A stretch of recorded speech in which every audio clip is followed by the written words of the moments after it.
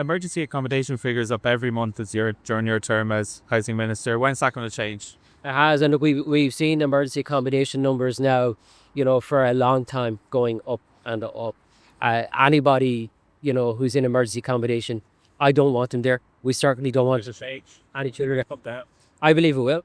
But the only way to address homelessness in this country, the only way to address high rents is by supply. According to the report that was released most recently, over half of people in emergency accommodation, adults, are foreign nationals, people from outside the European Union and inside the European Union. What is your reaction to that, I suppose, and what does that say about the broader issue of people in emergency accommodation? I think to tackle homelessness and people who are going into emergency accommodation, we have to understand the makeup and where they are coming from to be able to activate preventative measures so we can prevent people going into homelessness. So I think that would, and I think what I'm really doing now in homelessness is getting down into that granular level. We identifying the families who need accommodation, working with the local authorities and get those people off emergency accommodation as quickly as possible, but also preventing families going into emergency accommodation.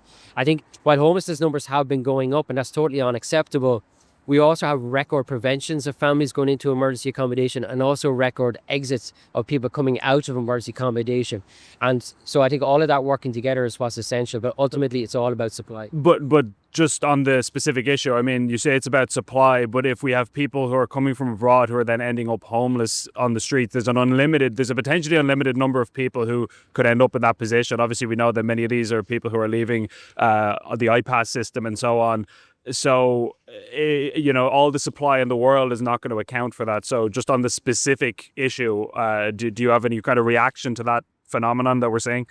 Well, look, we know we have a significant number of people in our iPass centres who have a right to remain in our country, and they've been through a process and they've been regularised, and those people do need homes. And so we have to really look at it and say, where all of our people coming into emergency accommodation are coming from within our country, and how we can ensure to address that. So we'll be working, for example, with the Department of Justice to work even more closely, and with our charities as well, who work with the Department of Justice, that when people are leaving iPass centres, that they're not going into emergency accommodation, that there is a pathway that they can get into homes as well, and whether that's in HAP or using Homeless HAP or Ross or whatever the case may be, because we don't want anybody in emergency accommodation. But understanding the makeup of people who are in emergency accommodation, where they're coming from, is absolutely crucial to us addressing it.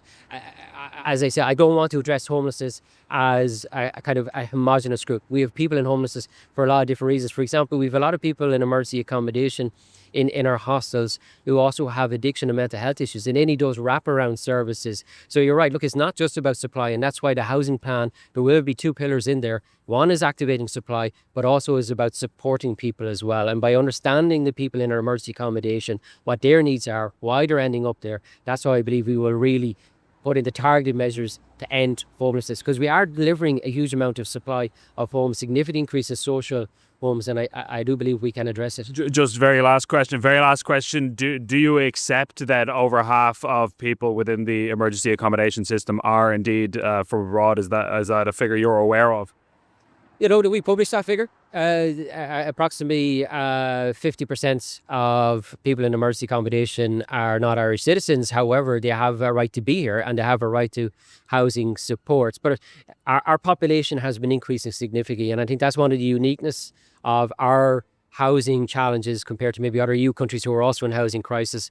Our population is increasing, but that's people coming over here to work in our health sector, work in our tech sector. We need people to support our economy and to provide the services, and people going in and helping our older people and people with disabilities in their homes very often are migrants who are coming here to work in that industry, and we need those people coming.